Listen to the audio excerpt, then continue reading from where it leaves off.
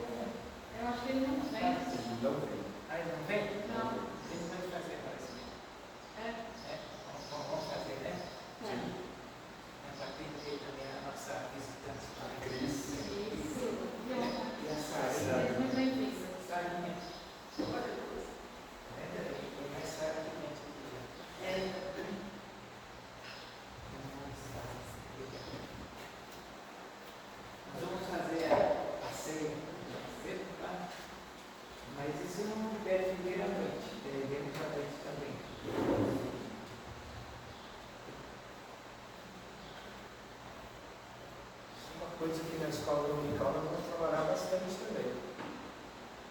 Não hoje, mas sempre. Muito bem. Então, a diaconisa Vilma, já avisei aqui, mas para quem não estava, no aniversário da mãe dela, teve aquela festa, vocês estão arrumando as coisas e vão trabalhar. Mandar uma mensagem para mim, né? Então eu vou chamar de diaconisa. Não, você vem aqui, não? Você vem aqui, vamos fazer a leitura bíblica, tá? Vamos ler o livro na carta de Paulo aos Coríntios, primeira carta. Primeira carta.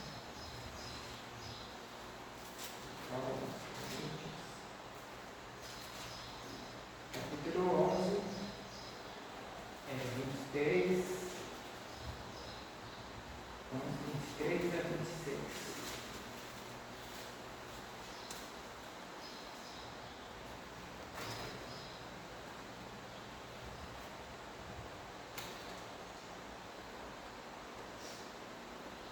Diz assim a palavra do Senhor: pois eu recebi do Senhor o que também vos entreguei, ou vos ensinei, que o Senhor Jesus, na noite que foi traído, ele pegou o pão.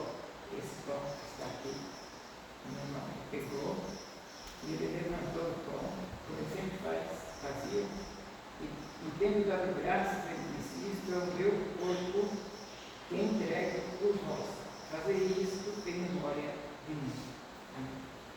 E depois diz a palavra que, da mesma forma, semelhantemente, depois de que ele comeu o pão, ele tomou o cálice, dizendo: este cálice é a nova aliança no meu sangue.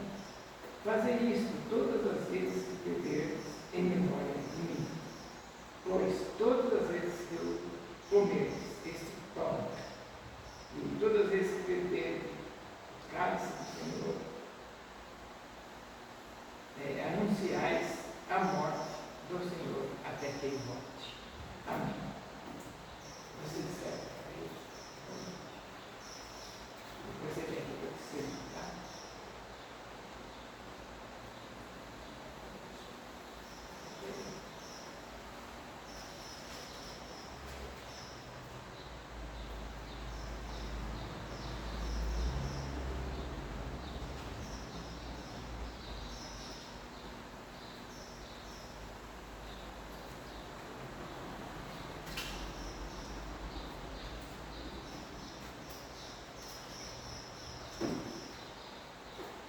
Eu vou fazer uma pergunta para vocês que são da central,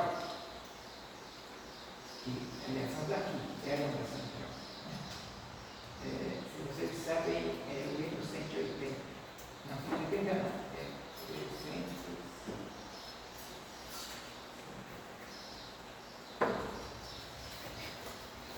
Chama Jesus o Pão da Vida. Eu acho que é 189, a Bíblia. Aqui ninguém não canta porque a gente estávamos em poucos. Eu sou meio fraco nesse mundo, sabe? Eu sei o tempo. Eu cantava na penha, mas não sei bem não. 190. Não, 190. Não, 190.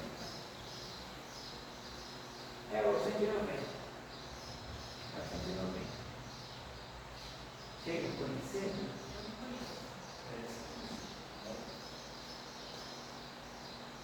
Ele é bem arrastado, sabe? Ele é bem arrastado, se não tiver quem conheça. Vamos lá. Vamos tomar.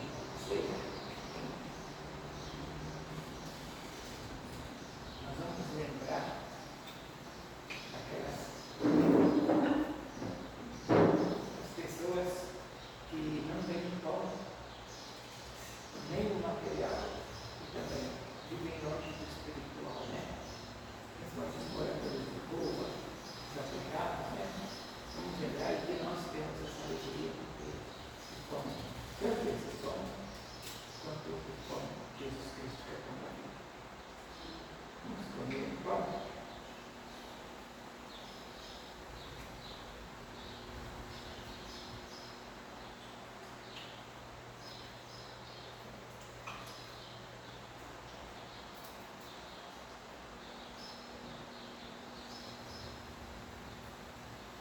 Semelhante modo, essa palavra, Jesus abençoou o pão, escolheu, e depois ele deu a ceia e abençoou.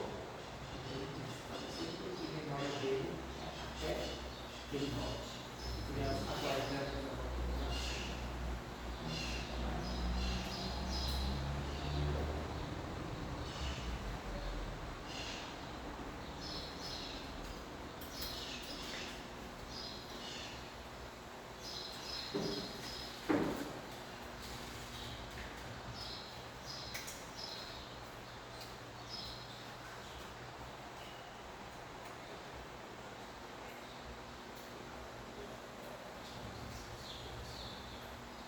Vamos ficar no central.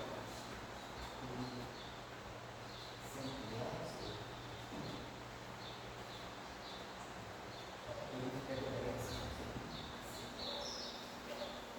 no 111.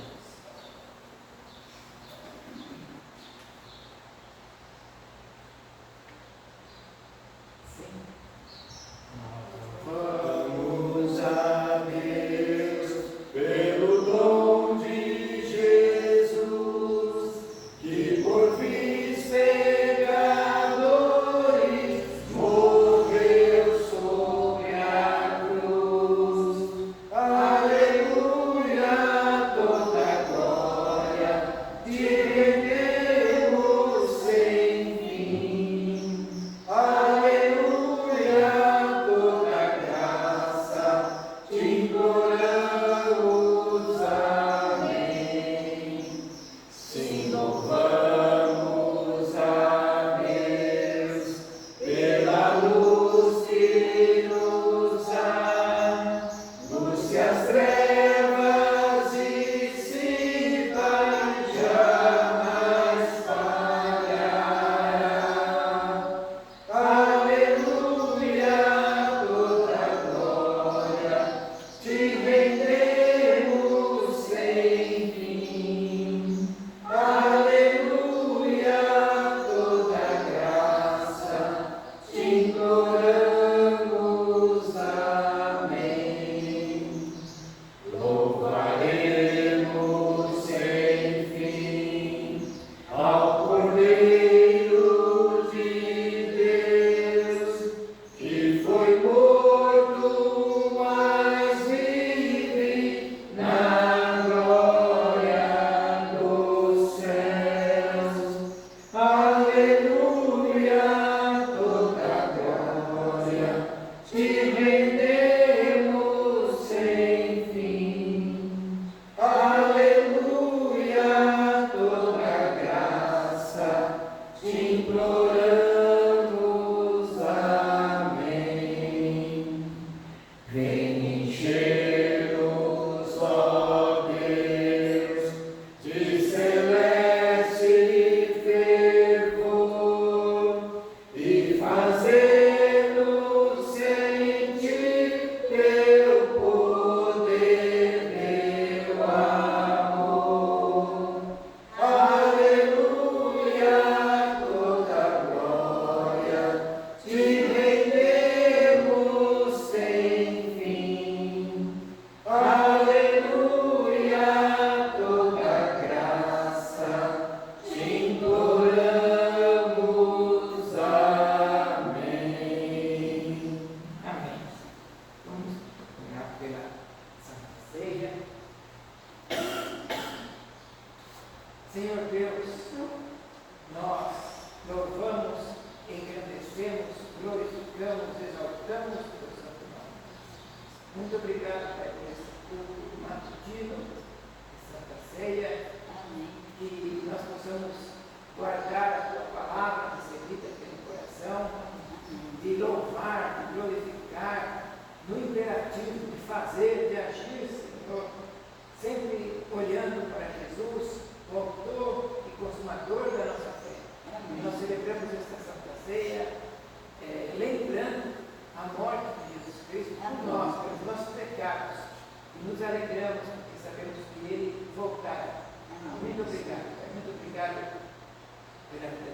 sorrisos das salinhas, Deus que veio aqui, tão alegrinhas, necessidades, que elas possam sair daqui felizes, corações cheios de alegria.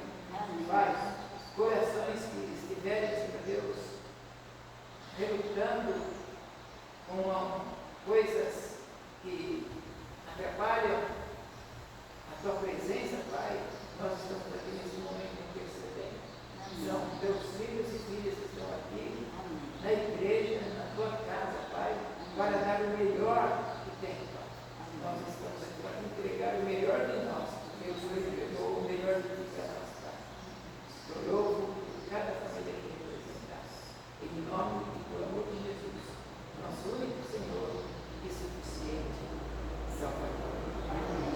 E a graça do Senhor Jesus e o amor de Deus, o Pai, e a comunhão do Espírito venha aqui em nós e para sempre, para sempre, para sempre. Amém. Nós vamos, para encerrar essa primeira parte da escola, pedir o Kleber orar, e nós vamos, eu vou dar um recado primeiro, pessoal. Já começamos a vender as feijoadas, já está na Biblioteca Central ali, o anúncio, a publicação, os artigos também. Vai ser no sábado, dia 20 e 21, a retirada, tá bom? E esse é um dado. Outro dado é que nós estamos aproximando, hoje acenderemos a segunda vela do advento, à noite, tá bom? Nossa árvore já está ali também, bonitinha, né? Deitadinha, segunda vela do advento, e estamos aproximando o dia que a gente celebra o nascimento de Jesus, com muita alegria, o momento de espera, né? Estamos curtindo esse momento, esperando que chegue o dia 25. No dia 25 a gente acenderá, no dia 28, a quinta vela, tá? Só simbolicamente, que é a chegada de Jesus, e ainda não conseguimos fazer tudo aqui dia 25, mas brevemente seremos mais, faremos, né? Tá? E o meu carro está em frente ao mercado, tá? Quem quiser ir lá pegar, pode pegar. Ele não saiu lá. Na quebrada, quebrou um cinético lá. Esse carro gosta de quebrar, ele gosta de quebrar. Tem um tráfico no mercado, né? E onde eu fui com ele, foi mesmo lá em morado no aniversário da Vilma, ele com barulho, ele chegou volante, mas Deus proveu que ele ia mais aqui pertinho, né? E depois a gente levou o Ivan aí da nossa correria aí para ver se eu consigo arrumar hoje.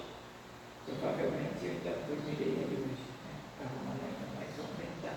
Se não der paciência. Né? Tá? Então é só para vocês saberem, se vocês vão passar lá, quem costuma ir no mercado vai levar. É isso. Kleber, encerra a oração.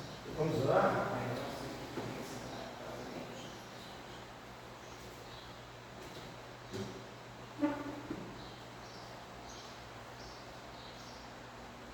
A palavra nos diz o seguinte, que todas as vezes nós nos reunimos, nós podemos celebrar a ceia. Então, se você participou da ceia hoje de manhã e está com dúvida se você pode vir à noite, vem à noite. É um memorial. É um memorial. Participe também à noite. John Wesley, ele fala que você deseja a ceia toda semana. Eu participei já, nós participamos de uma igreja onde participava toda semana. Toda semana nós fazíamos assim. Ok? E é comum, por exemplo, o Zita sabe disso, nós participarmos da ceia na igreja e às vezes chegar na casa da minha mãe e participar lá também. Tá bom? Então, vamos orar para nós dividirmos em sala. As crianças vão descer com o asilo, Sara e a Manu vão descer lá com a Zilda e os adultos vão ficar aqui com a gente, tá bom? Senhor Deus, Pai querido e amado, te agradecemos pelo esse tempo de estarmos em ceia, Senhor, em comunhão com os nossos irmãos, celebrando a tua salvação, a tua morte e a tua ressurreição e a vida eterna que tu nos deu. Te agradecemos, Pai, porque temos a oportunidade e o privilégio de participarmos da tua mesa.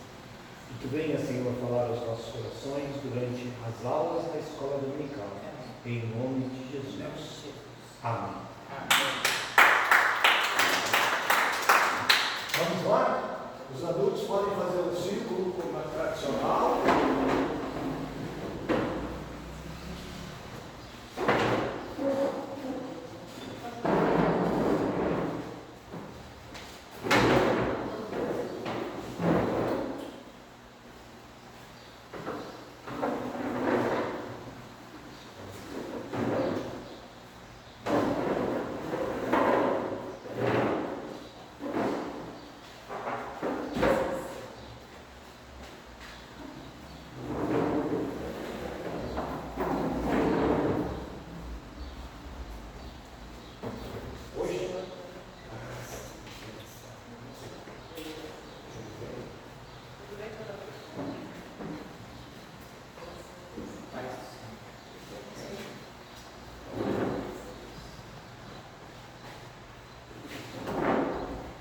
Gente, hoje nós vamos estar falando, pode sentar aqui, pode vir, vamos lá.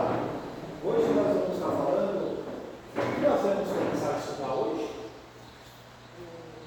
O livro de Mateus. Nós vamos começar a estudar os Evangelhos. E antes de nós começarmos, eu vou fazer uma introdução.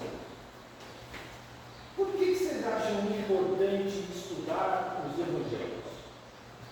Por que é importante nós termos conhecimento do Evangelho? O que vocês acham? Lídia?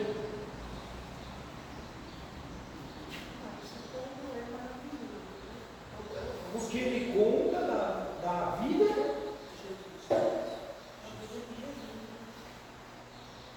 É o marco da fé cristã. Ok? A palavra inteira, ela se cumpre na vida de Jesus. O Velho Testamento, se ele não tivesse a vinda de Jesus, ele seria simplesmente um livro histórico. Ok? Mas o Velho Testamento aponta para Jesus desde o começo. Então é importante nós termos conhecimento de toda a palavra, é importante, mas os evangelhos são importantes porque eles são o cumprimento cabal de toda a palavra. Tudo bem? Ok?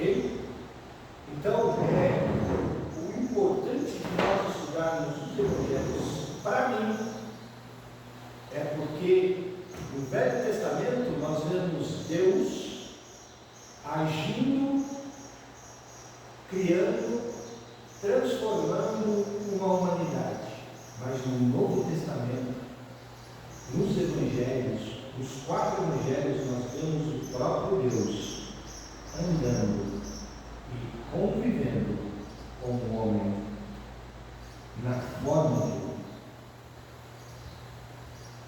de Deus. Deu para entender? Todo mundo tem essa consciência que Jesus é o Deus encarnado. É Deus se esvaziando da sua glória e andando no mundo como homem. Lembra que nós falamos no livro de Daniel, nas aulas passadas, que Deus amou a humanidade e criou a humanidade para ter relacionamento com ela. Lembram disso? Porém, no Novo Testamento, nos 4 Evangelhos, nós vamos ver o ápice desse amor. Porque é Deus se esvaziando da sua glória, tomando forma de homem através de Jesus, vivendo como homem, sofrendo as dores que os homens sofreram, as angústias que os homens têm, passando fome e frio, sendo Deus, morrendo na cruz, porém ressuscitando. Você já imaginou o quanto Deus te ama?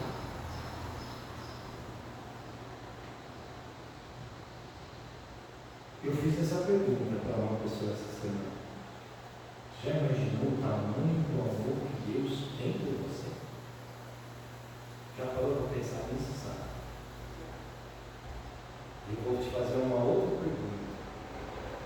Qual é o tamanho do seu Deus? Qual é o tamanho do seu Deus também? Na semana passada, a Meire me escutou fazendo essa pergunta para uma criança. Lembra qual foi a resposta dela?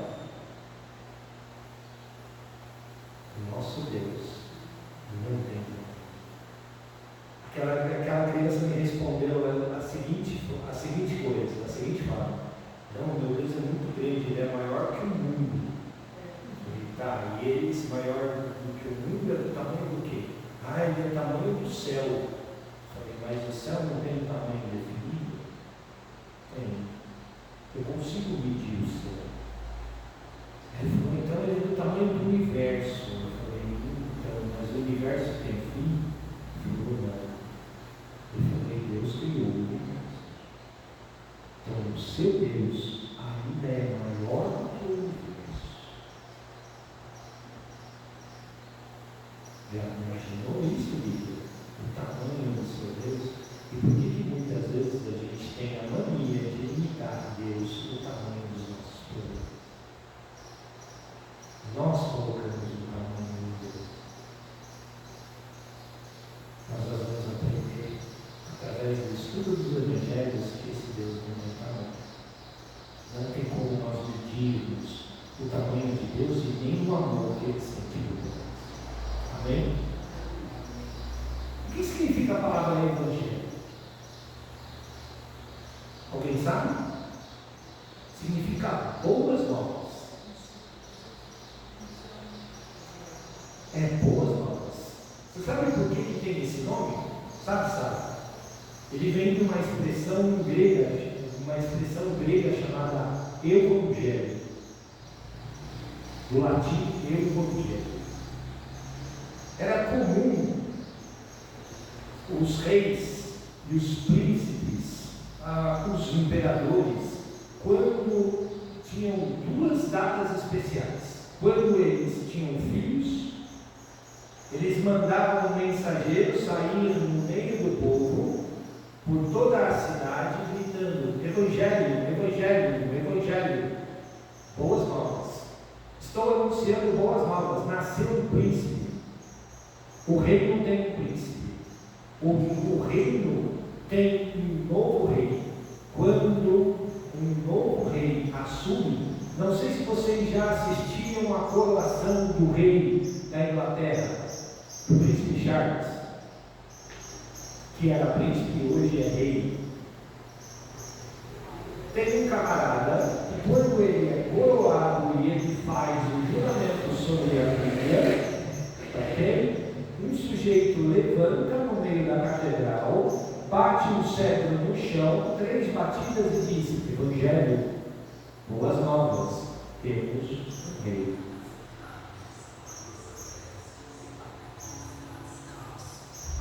Então, os quatro primeiros livros do Novo Testamento ganharam esse nome de evangelho, tá ok? Justamente porque ele é o anúncio das boas novas. Porque ele anuncia o Rei dos Reis, o Senhor dos Senhores. Viu como uma coisa casa com a outra? Tudo bem? E ele ganhou esse nome de Evangelho Concílio de Janice.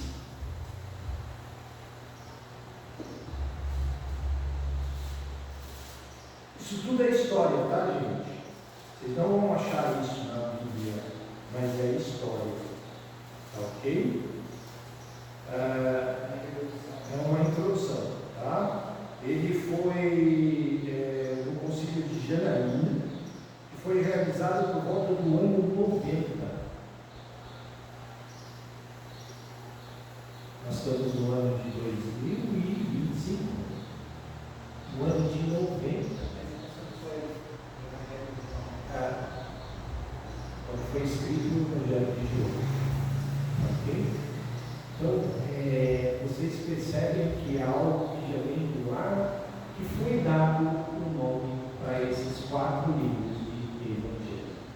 Tudo bem? O anúncio das boas novas. Ok? Tudo bem? E por que 4 evangelhos? Já pararam para pensar? Por que 4 evangelhos? Nós temos 4 evangelhos. Quais são eles? Mateus, Marcos, Lucas e João. Quantos desses eram discípulos de Jesus? João e Mateus. E Lucas e Marcos?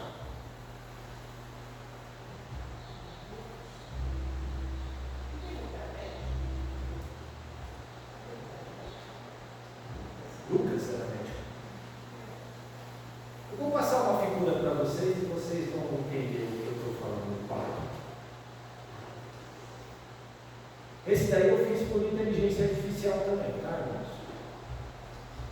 Eu tenho um pensamento aí para. Eu bolei um exemplo para vocês e aí resolvi fazer uma figura para tentar ilustrar o que eu estou pensando.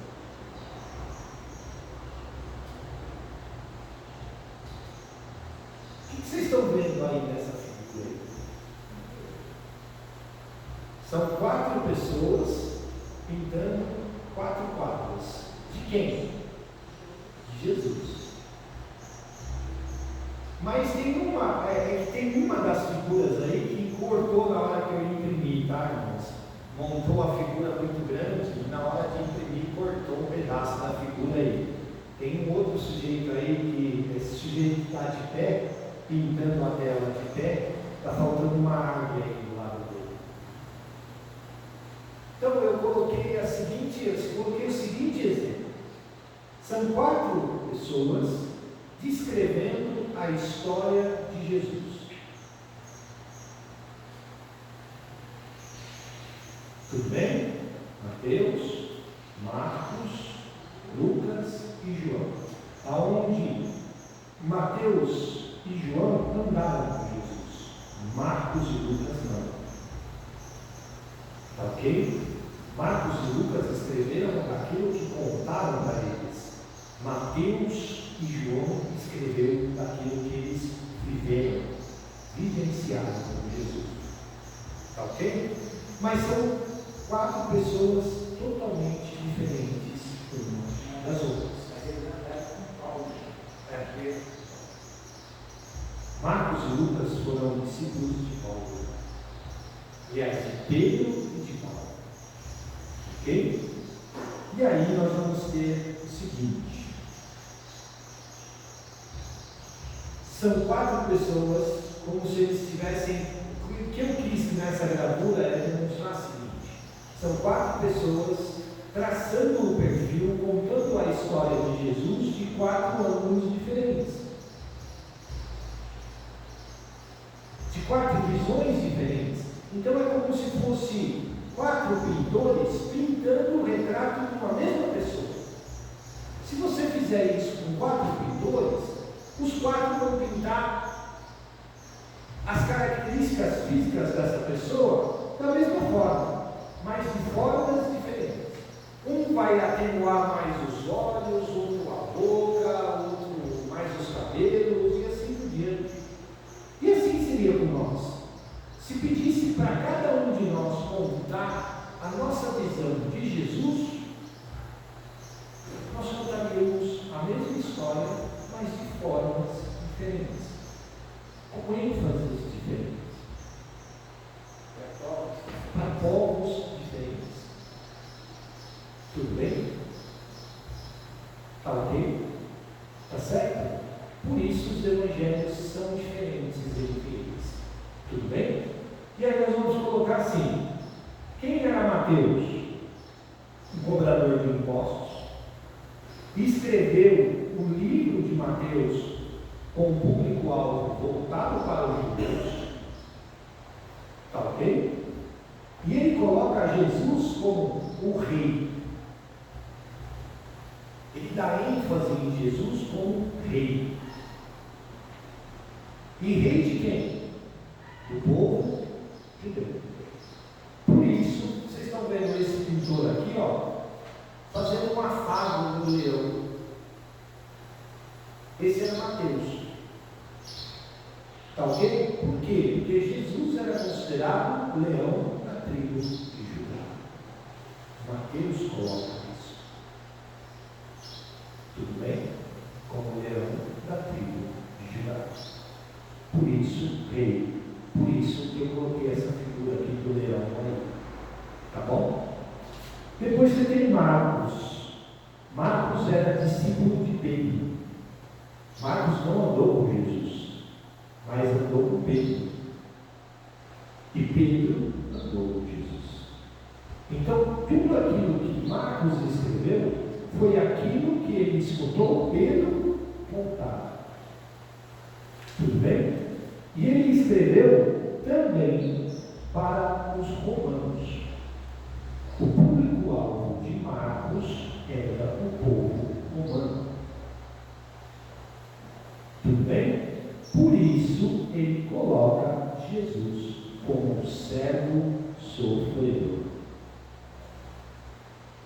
Por isso ele dá mais ênfase ao martírio de Jesus. E as coisas, as ações que Jesus teve em servir o povo. Marcos dá mais ênfase aos milagres de Jesus. Tudo bem? Tá ok? E ao seu sofrimento na cruz. Tá joia? Como mostrando para o povo romano que Jesus veio não para governar como o povo judeu esperava, não naquela vida, mas ele veio para servir o povo. Tudo bem? Tá certo? E se você tiver umas palavras-chave, eu esqueci de comentar isso, se eu pudesse resumir em uma única palavra o Evangelho de Mateus, eu resumiria ela da seguinte frase: para que se cumprisse as promessas. Mateus dá mais essa ênfase, para que as profecias que falavam de Jesus como Messias se cumprissem. Por isso ele cita várias profecias. Tudo bem? O de Marcos, eu já colocaria assim: Jesus veio para servir o povo de forma imediata. Por isso que ele dá ênfase aos milagres. Jesus curando, Jesus restaurando, Jesus alimentando o povo, tudo de imediato, toque de caixa. Por quê? Porque o povo romano era assim. Eles gostavam das coisas rápidas. Tudo bem? E aí depois você tem Lucas. Lucas era um médico grego. E foi discípulo de quem? De Paulo. Lucas não andou com Jesus. Também escreveu Jesus de acordo com aquilo que ele ouviu de Paulo. Tudo bem? E ele descreve Jesus, Lucas, como ele estava sempre com Paulo, e Paulo, nessa época que conheceu Lucas, fazia evangelismo na Grécia. Então, Lucas escreve para o povo grego e para os gentios. Tudo bem? E descreve Jesus como o Filho do Homem. Descreve Jesus como homem. As dores, as tentações, as dificuldades, o amor que ele tinha pelo homem. Por quê? Porque o grego ele não tem Deus como centro da sua vida, ele tem o homem como centro da sua vida. Tudo bem? Tá ok? Certo? E a palavra é salvar o perdido. A expressão, se eu fosse resumir o livro de Lucas, a mensagem principal do livro de Lucas, na minha concepção, tá, irmãos?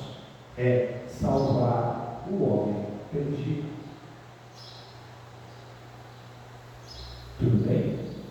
Tá ok? E aí, conforme nós vamos estudando esses evangelhos, nós vamos vendo essas coisas, tá? E aí nós temos João. João era o quê? De profissão. Nós já temos um cobrador de impostos, um médico, um pescador, e nós não temos a profissão de Marcos. A Bíblia não conta qual é a profissão de Marcos. Tá ok? Mas João era pescador. Isso, João era pescador.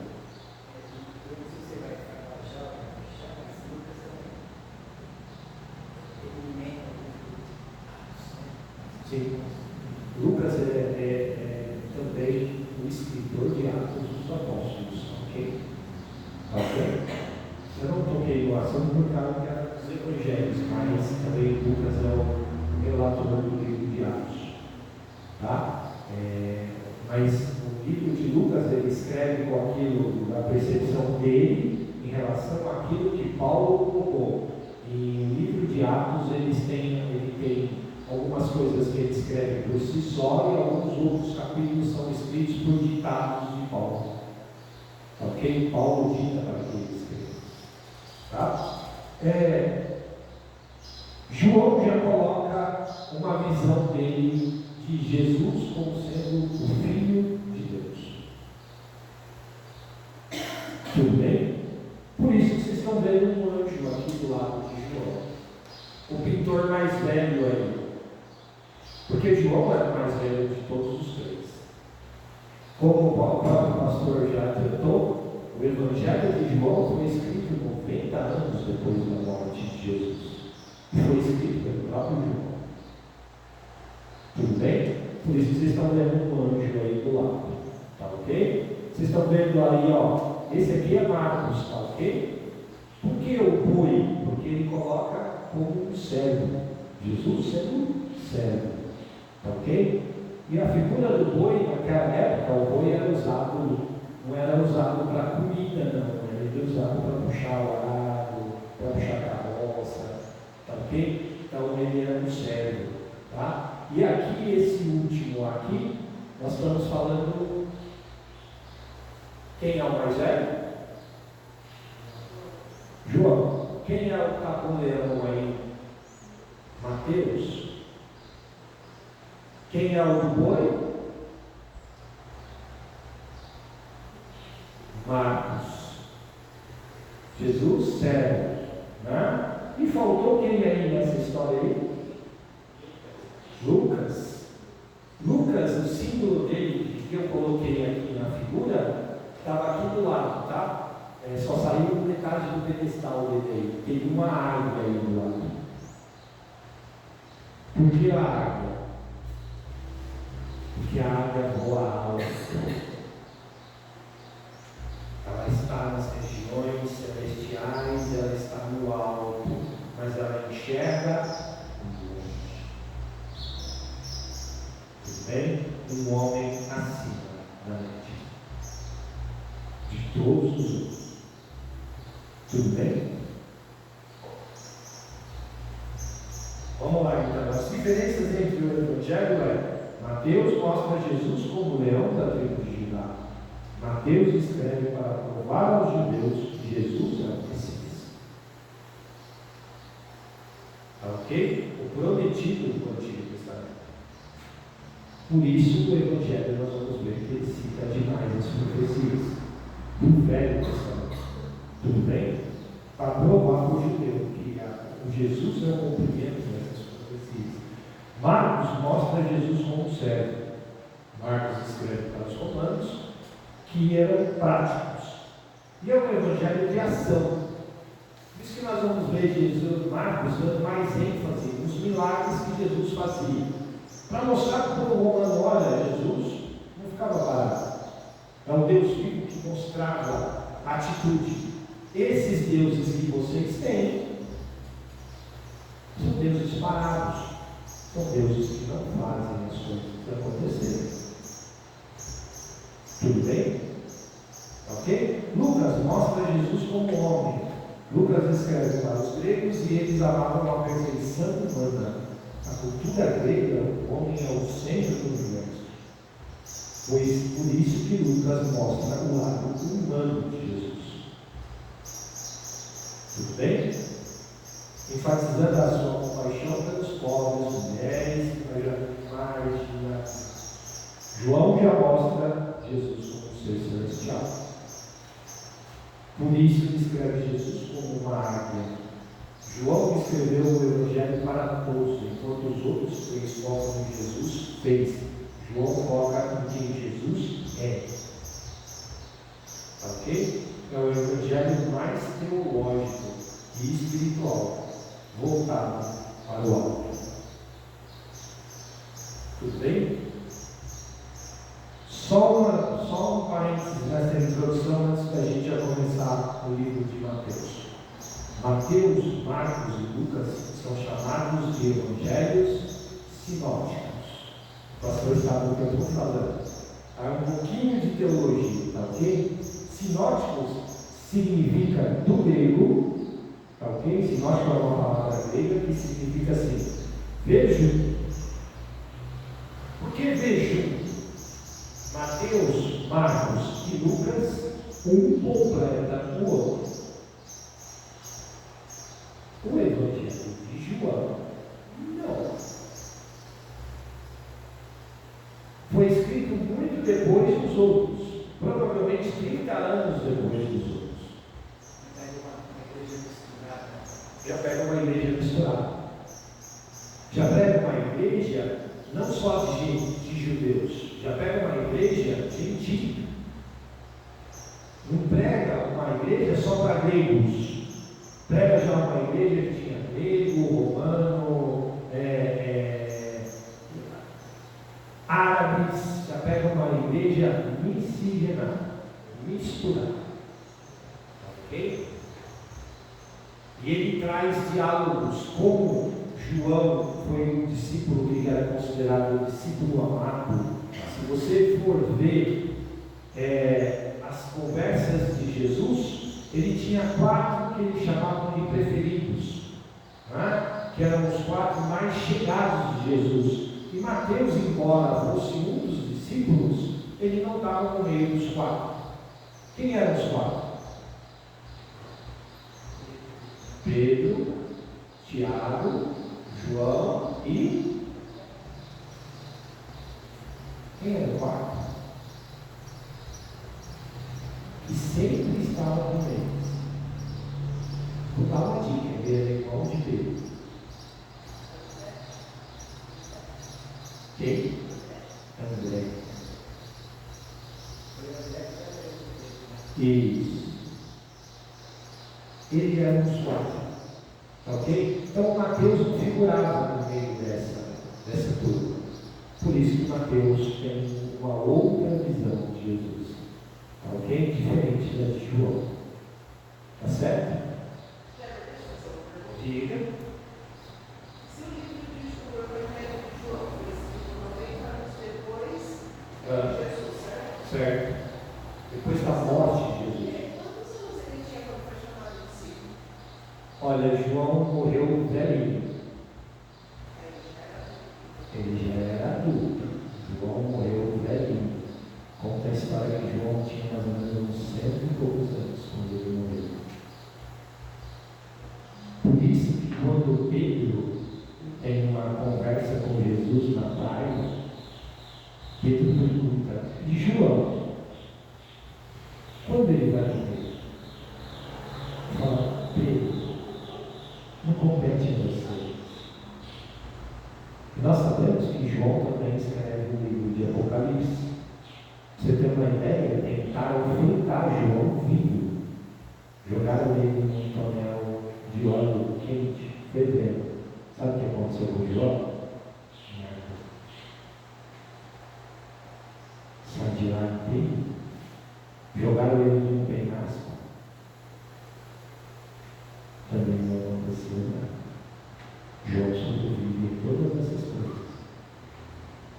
João tinha mais de 110 anos quando ele morreu.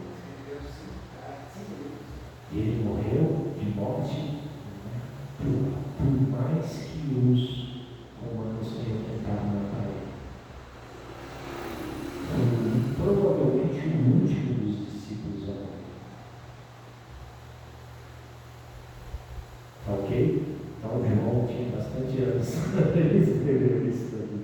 Tá? Essa mesma contagem nossa. Porém, os anos lá tinham 300, lembra que os anos tinham 360 dias. Não era 365, como hoje. Ok? Tudo bem? Então agora eu só quero, para a gente já entrar em Mateus logo direto, eu quero que alguém abra lá em Mateus 16. Para manter ele apartado dos outros. Até fala do mar, né? O mar é o muro. Porque era uma ilha que era praticamente inatingível. Tá? A ilha de Patmos, ela era considerada uma ilha perigosíssima. Por quê? Porque ela é cercada de água o tempo todo. Quando tinha as tempestades, os barcos não conseguiam se achegar próximo da ilha, porque senão as tempestades arremessavam ele contra as pedras e o barco afundava. Ok? Mateus 16, 15.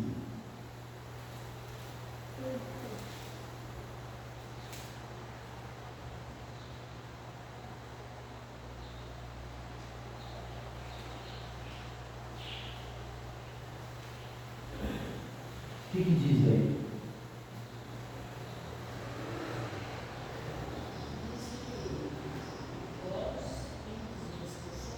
Quem está dizendo isso aí? Jesus.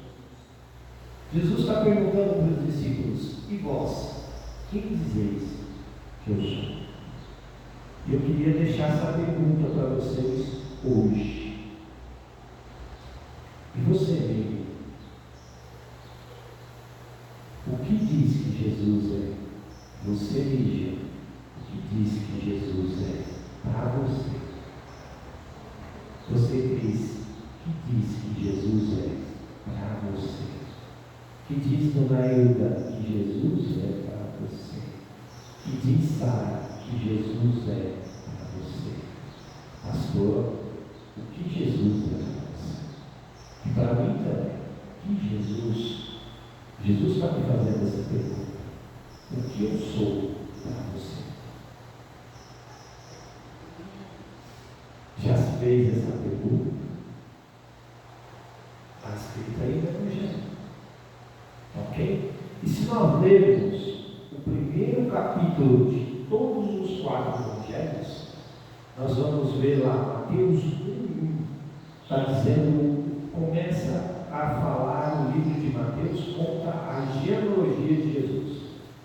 O livro de Marcos, por que ele começa com a genealogia de Jesus? Porque ele escreve mostrando para o judeu que Jesus é o Messias. Então por isso que ele começa com a genealogia de Jesus. O livro de Marcos começa com uma ação imediata aí, Marcos 1:1. O que fala aí em Marcos 1? Pode ler. 1:1.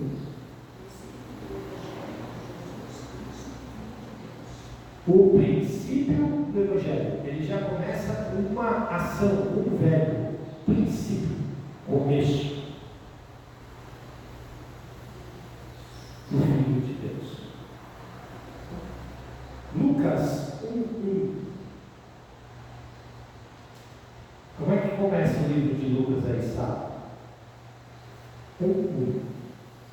Tem, pois, muito sem preenchido, porém guardando a nação dos fatos, e entre nós cumprida.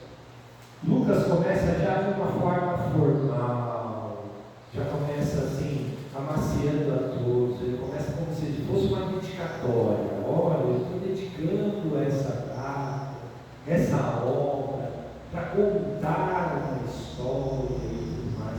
Na verdade é Lucas de 1 a 4, tá? para a gente antecipar um pouquinho mais a nossa conversa aqui, ele começa com uma dedicatória. Por quê? Porque o Lucas era médico. Então ele escreve já de uma forma mais formal, mais rebuscada. Ok? João 1:1.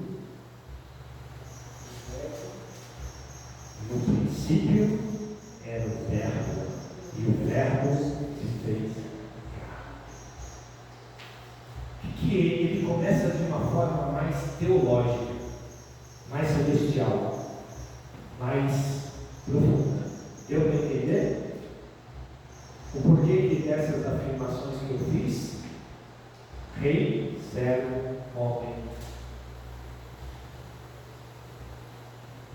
e Deus. Amém? Vamos lá então para o livro de Mateus? Bom, Mateus, vamos falar um pouquinho do autor primeiro, tá? Quem era Mateus? Era publicano. O que era publicano? Cobrador de impostos. Então, se você for ler na história, Mateus era chamado de traidor. E teve sérios problemas por causa disso. Jesus foi inquirido lá em Mateus capítulo 9, versículo 9, nós vamos ver o chamamento de Mateus. Jesus chamando Mateus. E Mateus tinha um segundo nome, era Levi. O seu nome de batismo era Levi.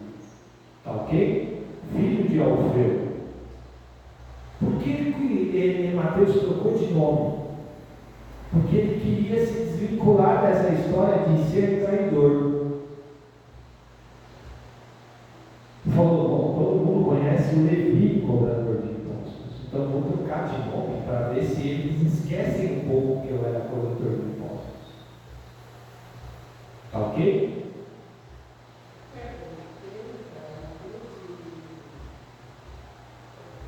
João. Zaqueu. Eles faziam a mesma função. Zaqueu era chefe. Tá ok?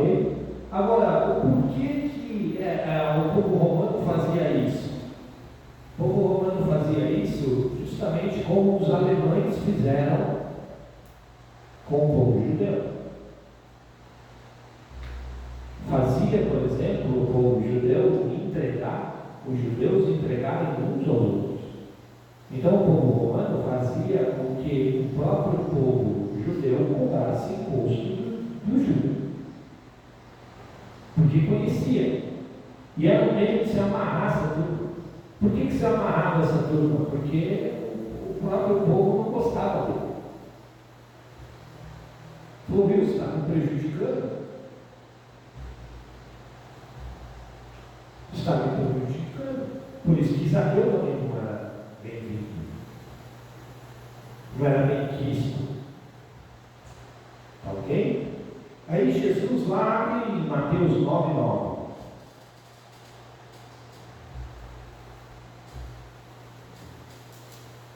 Mateus é chamado de uma forma bem radical.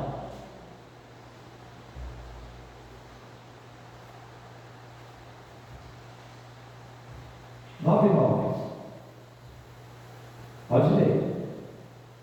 Sara. Jesus, passando adiante dali, deu assentado na alfândega um homem chamado Mateus, e disse: segue. E ele, levantando-se, o seguiu. Qual é a diferença entre o chamado de Mateus para Pedro, André, Tiago e João? Nós já vimos que Pedro, André, Tiago e João são os mais chegados. Qual é a diferença? Se desse errado, Mateus podia voltar. Jesus simplesmente passa, provavelmente vai pagar o imposto. Tá ok? E Jesus vê lá Mateus sentado e ele fala: Mateus, segue. Diferente de Pedro, André, Tiago e João que estavam pescando, e aí lança as redes e tudo mais, e tal hora, deixa tudo isso daí e segue. Pedro, Tiago, João e André, primeiro que eles eram irmãos entre si. Tiago era irmão de João e Pedro, irmão de André. Porém, moravam próximos uns dos outros porque pescavam juntos. Tudo bem? Tá certo? Se desse errado, Pedro, André, Tiago e João tinham para onde voltar. Mateus não tinha para onde voltar. Mateus não podia virar para o chefe dele e falar assim: viu, Zaqueu, é o seguinte, eu sei que eu virei as costas para a coletoria de impostos e tudo mais e tal, pedi as contas, mas quero meu emprego de volta. Porque essa história de seguir Jesus não deu certo, não. É muito penoso, a gente não tem salário e tudo mais e tal, agir por impulso, pedir as contas, não dava. Ele não tinha como. Tá ok? Tá certo? E essa história do nome, dele ter mudado o nome, gente, é justamente para mudar essa história, tá ok? Eu tenho 2 nomes. Eu tenho um nome de batismo brasileiro e tenho um nome de batismo hebraico. Tudo bem? Tá certo? Era comum isso acontecer. Prova disso é Pedro. Pedro, nós chamamos ele de Pedro, mas qual é o verdadeiro nome de Pedro? Cefas. Simão. Ok? Tá certo? E o significado do nome Mateus, sabe qual que é? Você já conhece Mateus? Quem de nós não conhece o Mateus? Eu devo conhecer os 4. Sabe o que significa o nome Mateus? Dom de Deus. Significado bonito, né?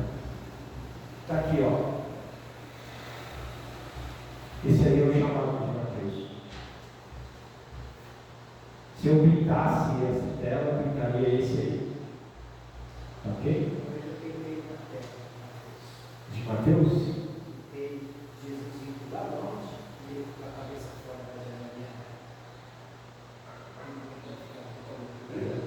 Com a cabeça lá, e Jesusinho com aquela roupa no peito, e pode só, e dá coisa dessa. Esse tem bastante dinheiro. Eu vou falar tudo dele. Não sabia que ele ia seguir ele, pelo contrário.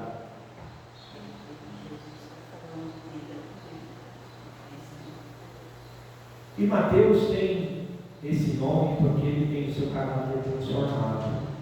Porque era comum os publicanos, não só por fama, mas era comum o que eles faziam. Eles cobravam um imposto a mais. Por isso que Zaqueu diz: se eu defraudei alguém, ou seja, se eu cobrei além daquilo que eu devia ter cobrado, eu restituirei a mais daquilo que eu me tinha falado. Ok? É parecido um pouquinho com os nossos fiscais de hoje, né? Tá certo? Tá? Então, a gente já viu também que ele escreve o Evangelho focado no povo judeu. Tá? Ele é o livro do Novo Testamento que mais cita o Antigo Testamento. Mateus cita o Antigo Testamento por 60 vezes. Ele faz menção 60 vezes de passagens do Velho Testamento. Ok? E ele é o único evangelista que registra certas parábolas focadas em quê? No dinheiro. Por quê? Porque era a profissão dele, cobrador de impostos. Ok? Então, todas as vezes que você vai escrever um livro, você vai escrever uma carta, que você vai escrever algo, você coloca a sua visão pessoal. E os evangelhos não foi diferente. Ok? Você coloca o seu jeito de ser, a sua experiência de vida naquilo lá. Ok? O fim da vida de Mateus não é registrado na Bíblia. Se você for, por exemplo, no Irã, você encontra o túmulo de Tiago. Sabia, Sara? Se você for no Irã visitar o Irã hoje, você consegue visitar o túmulo de Tiago lá, porque Tiago morreu. Ok? E o túmulo de tantos outros discípulos, ok? Espalhados lá para aquela região do Oriente Médio. Mas o túmulo de Tiago, o túmulo de Mateus você não acha. Ele provavelmente morreu na Etiópia. Isso é um historiador, Flávio Joséfo, que escreve, ok? Diz que provavelmente Mateus morreu na Etiópia. Ele fez uma viagem lá missionária, é o último relato, o último registro que tem sobre Mateus, ok? Ele fez uma viagem missionária para a Etiópia, chegou lá e foi conversar com o rei local. E o rei local tinha umas amanhas. E Mateus fala contra isso, e provavelmente o rei não gostou e mandou decapitar Mateus por causa disso. Ok? Tudo bem? Mas isso é especulação, não dá para afirmar. Tá? Então nós já falamos aí que ele foi escrito antes, foi um dos primeiros evangelhos a ser escritos, provavelmente entre 50 e 60 depois de Cristo. Tá ok? Vamos lá. Vamos entrar agora no capítulo 1. Do versículo 1 ao versículo 17, nós não vamos ler versículo por versículo, tá, gente? Porque senão nós vamos nos extrapolar demais o nosso tempo e a dona Zerda daqui a pouco está seguindo aí. Tá? Vai falar da genealogia de Jesus. Por que da genealogia de Jesus? Nós já vimos, tá ok?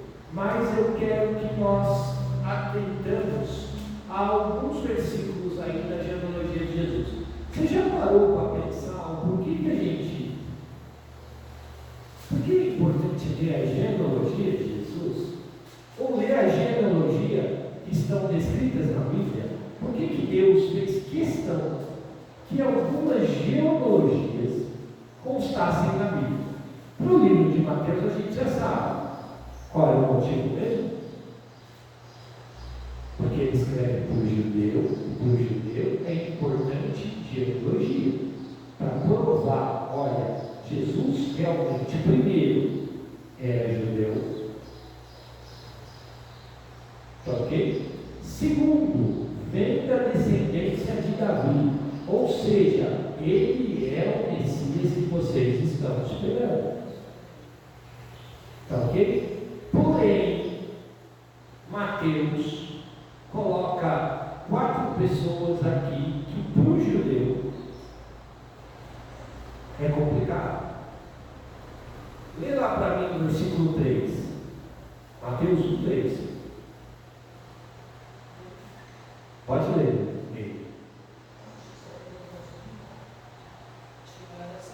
Vai lá, Sara. E gerou de Tamar a Pérez e a Zerá. Pérez gerou a Esrom, e Esrom gerou a Arão. Judá. Lê de novo. Judá. Judá gerou de Tamar a Pérez. De Tamar a Pérez. Tamar era mulher de Judá. Vocês lembram da história de Tamar ou não? Quem foi Tamar? Tamar, na verdade, era a nora de Judá. Tamar não era a mulher oficial de Judá. Judá era filho de Jacó.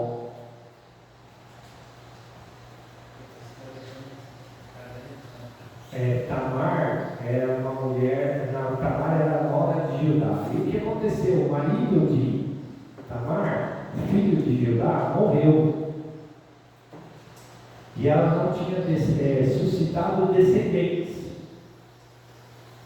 sem dar filhos para ela. Aí o que aconteceu? Tamar faz um bem bolado lá, engana Judá, Judá dorme com ela e gera um filho dela. Pérez. Nasce os gêmeos ali, ó, Pérez e Zorá. Tudo bem? Então Tamar, para o povo judeu, era considerada o quê? Tamar podia ser apedrejada por isso. Tanto é que quando Judá descobre que Tamar está grávida, e Tamar era viúva do filho dele, Judá vai tomar satisfação com Tamar. Viu? Quem é o pai dessas crianças aí? Aí Tamar apresenta o cajado que ela tinha feito de Judá. Ela falou, ó, o pai dessas crianças aqui é o dono desse cajado aqui. E Judá cai em si. Porque Judá já tinha, inclusive, incitado o povo, a tribo dele, onde ele morava, os familiares deles todos a apedrejar Tamar. Aí quando Judá vê o cajado, ele falou, esse cajado é meu. Ou seja, o pai dessas crianças sou eu. Eu não posso matar ela, porque eu sou tão digno de morte quanto ela. Porque eu deitei com a mulher do meu filho. Só que o interessante é que Tamar faz parte da genealogia de quem? De Jesus. Lê lá para mim também no versículo 5. Salomão gerou a Raabe a Boaz, gerou de Raabe a Boaz, e Boaz gerou de Ruth a Obed, e Obed gerou a Jessé. E Salomão gerou de Raabe. Quem era Raabe? Vocês lembram? Vem com Josué lutar em Jericó. Olha uma dica aí, Jericó. Raabe ajudou a Josué, escondeu Josué na sua casa quando eles foram espiar Jericó. E Josué prometeu para Raabe que eles iam entrar em Jericó, que iriam destruir Jericó, mas que eles não iam tocar em um fio de cabelo dela e de toda a sua família. Porém, Raabe foi embora junto com o povo de Israel. Passou a ser tornada uma judia. E de Raabe casou com Salomão, que foi filho de Boaz. E Boaz é avô de quem? É bisavô de quem? De Davi. Só que Raabe era uma prostituta. Se nós formos ler lá o texto que fala da história da tomada de Jericó, quando Moisés pergunta para Josué, Josué diz: nós fomos acolhidos por uma prostituta chamada Raabe. Ela era uma prostituta. E aí o versículo 5 também diz de uma outra mulher aí, Ruth. Ruth era judia. Ruth se casou com Boaz. Mas vocês lembram da história de Ruth? Ruth era moabita, povo odiado por Israel. Porém, faz parte da genealogia de Jesus. Nós falamos até agora de 3 mulheres. As 3 eram judias?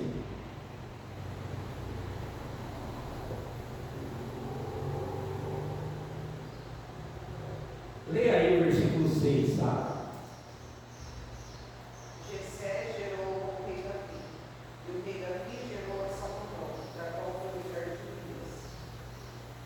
Qual é a única judia aí? Quem era a mulher de Urias? Bet-seba. Foi mãe de Salomão. característica muito parecida com Tamar. Betseba era casada com Urias. Aí Davi foi para a guerra e tudo mais. Davi vai lá e dorme com ela, ou seja, ela cometeu adultério. Dorme com ela e gera Salomão.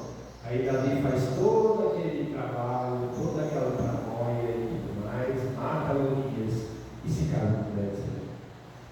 Só que Betseba também era para ter sido apedrejada pela lei de Moisés, porque se deitou com alguém que não era o seu marido. Por que é importante a gente ver isso, gente? Para ver a origem de Salvador. E Mateus faz algo que o povo judeu não faz.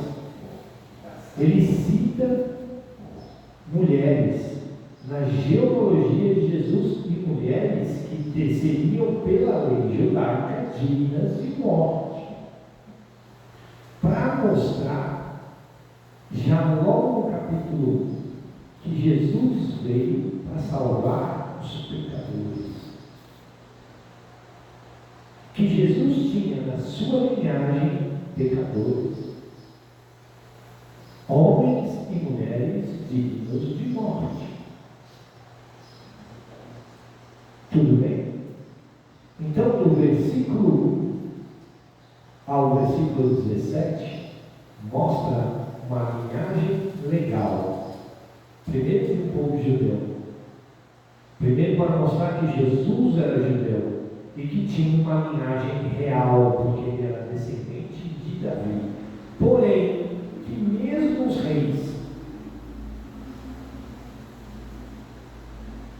têm pecadores no meio da sua linhagem. Por isso que ele cita 4 mulheres. Tudo bem? Deu para entender, gente? Dá para perceber que a Bíblia tem as suas nuances e muitas vezes a gente passa por elas, lê. Eu fui ter uma noção disso daqui quando eu estava estudando a Bíblia, acho que já pela minha 12ª ou 13ª vez. Foi aí que eu parei para prestar atenção. Eu falei, por que será que Deus fez questão, Mateus fez questão de destacar essas 4 mulheres? Porque se nós olharmos em todas as outras genealogias da Bíblia toda, nós não vemos a citação de filha, de homem, nome de mulheres. Nós não vemos. Mas nesse em específico, isso me chamou a atenção. Eu falei, vamos estudar a vida dessas mulheres, para saber quem eram essas mulheres, qual a importância dessas mulheres. E nós vamos perceber que 3 delas são estrangeiras, mostrando já em Mateus capítulo 1, mostrando já logo no começo, que Jesus veio para o judeu, mas também veio para o gentil. Veio tanto para o judeu, quanto para nós gentios. Amém? Tudo bem? Dúvidas até esse versículo 17 aqui?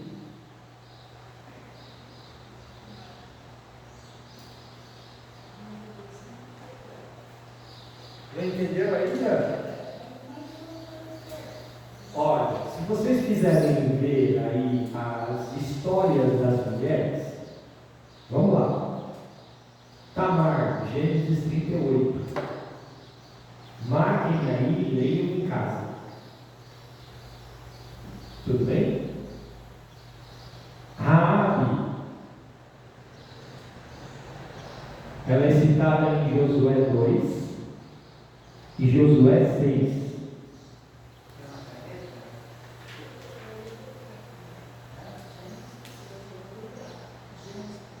Gênesis 38.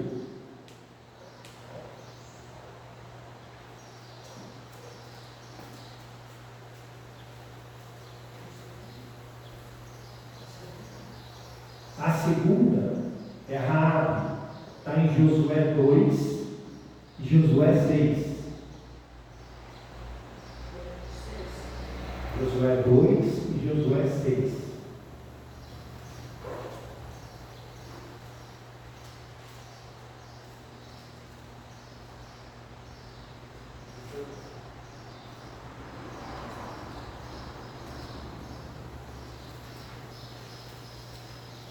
Ruth tem um livro inteiro só para ela, contando a história de Ruth e de Boaz.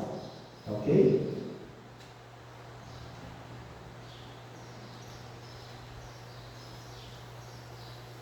É um livro de Ruth inteiro. É um livro curtinho, gente. É um livro gostoso de ler. Um dia nós vamos estudar o livro de Ruth aqui na escola dominical.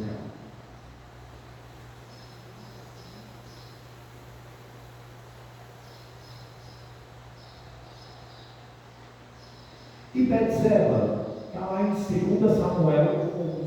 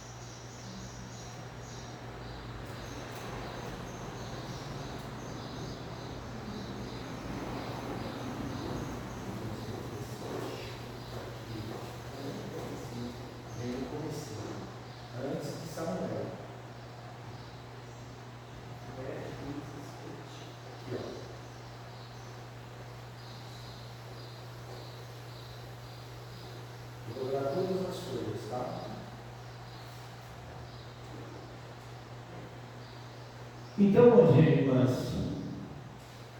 todas eram estrangeiras, todas eram marginalizadas, todas tiveram uma graça inesperada. Por isso, todas elas também, mais para frente nós vamos ver que elas apontavam para uma outra mulher, que também seria marginalizada, mas também seria agraciada. Maria. Jesus não é apenas, isso é uma frase minha, tá ok, irmãos? Jesus não é apenas o salvador dos judeus justos, mas é o salvador de prostitutas, estrangeiros e vítimas de adultério. Por isso que Mateus coloca isso. Tá bom? Beleza, irmãos? Dúvidas? Deu para pelo menos 17 versículos aí. Deus abençoe.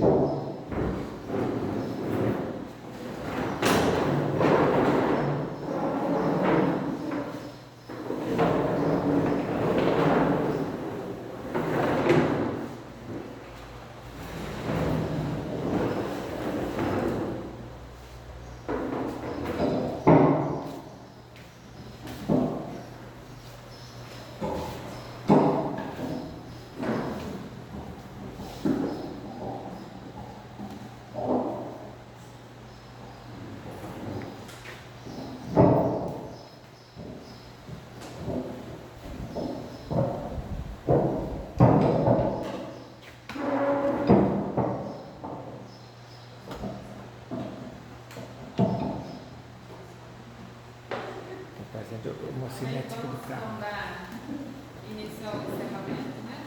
Da nossa escola hoje. Vamos cantar de novo o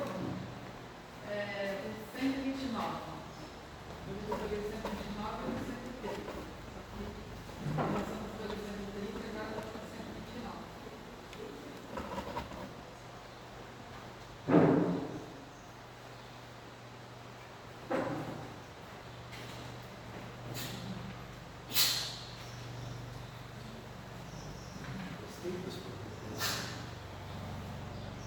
Inclusive, nosso galerinho lá dos presentes, a gente vai passando os retoques, os palitinhos, porque cai para trás. As mães vão trazendo uns palitinhos, a gente viu que o cara vai ficar bem. Vamos lá, 129? Qual que é o celular lá? Qual que é o de vocês lá?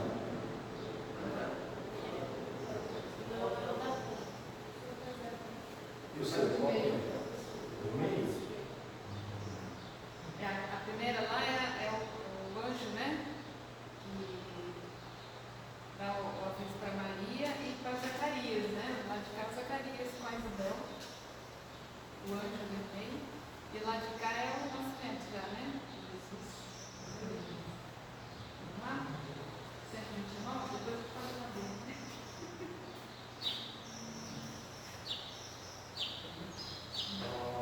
Criaturas de Deus Pai, todos erguei a voz cantai, aleluia, aleluia, tudo só dourado a refugir, tudo em prata reluzir, ó louvai-o, aleluia, aleluia, aleluia.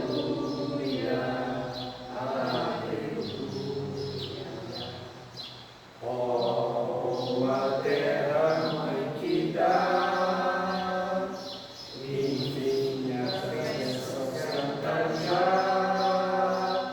Ó louvai-o, aleluia, frutos e flores juntos ai, a glória a Deus Senhor e Pai. Ó louvai-o, aleluia, aleluia, aleluia. Vós, homens sábios e de bem, a todos proclamai também. Ó louvai-o, aleluia, louvor ao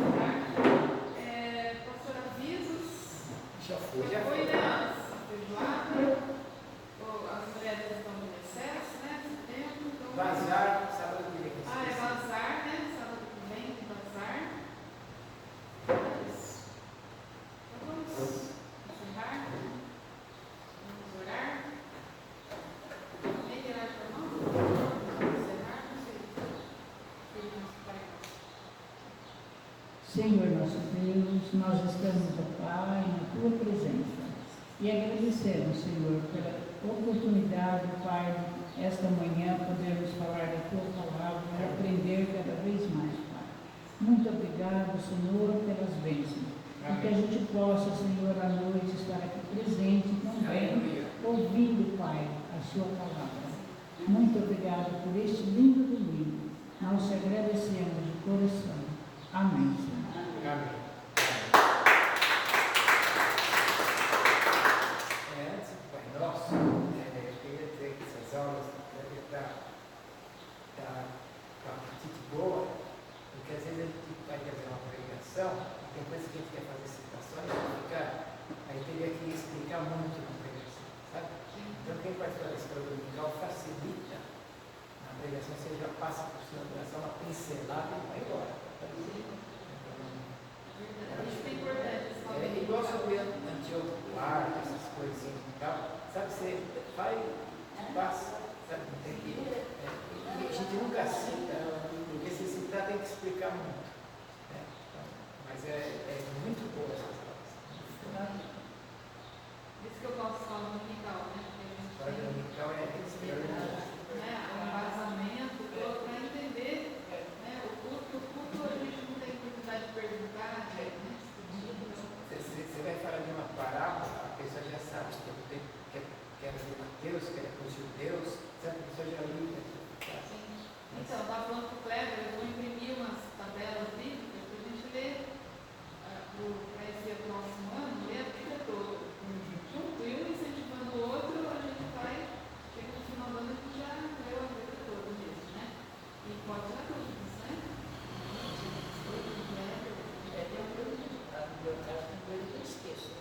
Todo mundo esquece, não adianta, né? Amém? Vamos orar e agradecer pelo alimento também. Senhor, nós te louvamos mais uma vez, tá, querido, porque tu sempre estás conosco. Nós te agradecemos por ouvir e por responder às nossas orações, tá? Te agradecemos. Pedimos que esteja conosco neste domingo, nos dando da tua presença, nos dando sempre da tua graça, que nós possamos, Deus, ter comunhão com a nossa família e com os nossos irmãos. Tá? Agradecemos pelo alimento que nos dá todos os dias. Obrigado pelas mesas aqui representadas, que nunca falte o alimento, que possa abençoar as mãos que trabalham, as mãos que preparam. Ó Deus, que tu possas continuar suprindo as nossas necessidades. Amém. Nós louvamos, agradecemos, no nome do Senhor Jesus, que nos ensinou a orar dizendo: Pai nosso que estás nos céus, santificado seja o teu nome.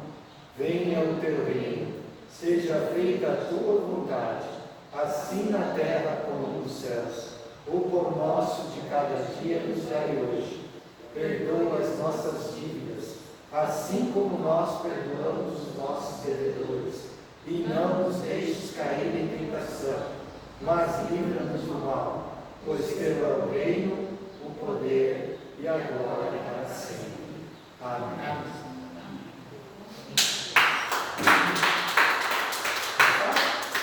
Gente, hoje tem pão compartilhar hoje, tá? Tudo